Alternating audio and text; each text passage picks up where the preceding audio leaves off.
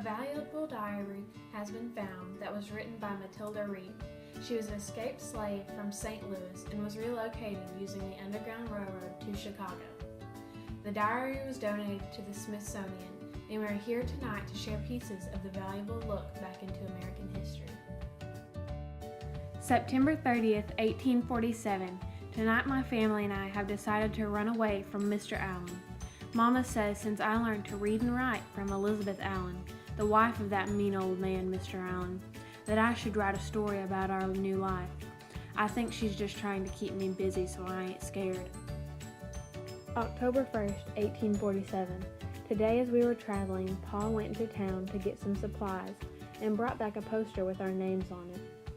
We've been staying in a secret room under a barn, and we've been learning about good places to hide from a nice lady named Harriet Tubman. Pa says Harriet is brave and here to help us as we get to Chicago. They're calling all these secret places we're hiding in the Underground Railroad. November 2nd, 1847. We are in Chicago. Mama and Pa said we should be safe here. Mama is working for a nice family. She takes care of their children, cooks, and cleans for them. Pa is still trying to find work. He says no one wants an uneducated black man. I don't understand what that means. March 15th, 1848. Pa left Chicago to go work in California and find gold. He said he's tired of working for white folks. We haven't heard from him yet, but when we do, Mom is praying for good news and gold. So many others have struck rich in California. They're even calling it a gold rush. June 2nd, 1852. The Walker family that Mama works for saw the most amazing thing when they went on their trip last week to New York. A man named Elisha Otis pulled himself up on a platform and called it an elevator. Ann Walker, the youngest girl in the family, said he even cut one of the ropes holding the platform up to show how safe it was. October 18th, 1859. Everyone in town is riled up over John Brown's raid at Harper's Ferry, Virginia. John Brown is a good man. He is trying to help other slaves that are still left in the South. Mama brought me a newspaper to practice my reading that Mr. Walker had left laying around. I got to read all about John Brown's raid on Harper's Ferry. December 3rd, 1859. While I was at church, I heard that they executed John Brown. It's a sad day when they hang someone for trying to give other people their freedom. I, John Brown, am now quite certain that the crimes of this guilty land will never be purged away, but with blood.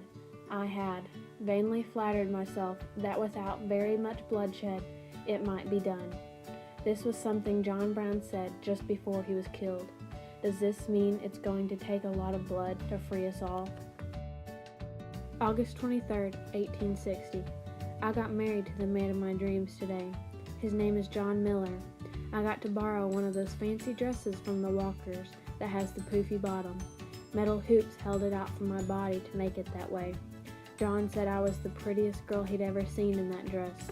Mama even made me a beautiful bonnet to match the dress. May 10th, 1863. Now that I am married, I am working alongside Mama at the Walkers.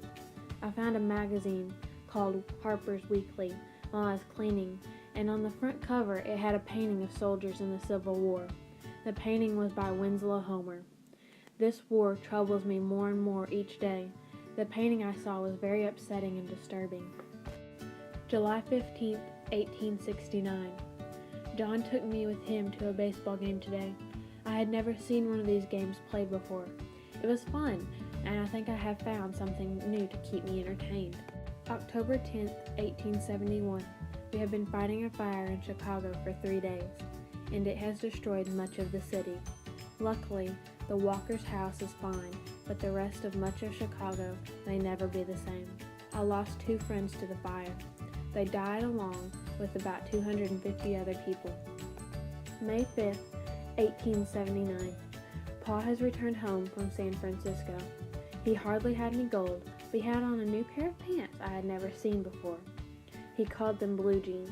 They were made by a man named Levi Strauss. The Walkers' grandkids were also here today, and they were talking about a man named Thomas Edison who had invented the first electrical light bulb.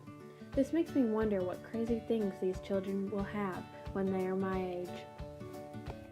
What started off just as a 6-year-old Matilda Reed's way of keeping track of her life has now turned into a vivid description of life in the mid-1800s. We had a good idea of what life was like during that time, but we can now live life during that time through her diary entries. Visit the Smithsonian, where the diary is on display, to find out more.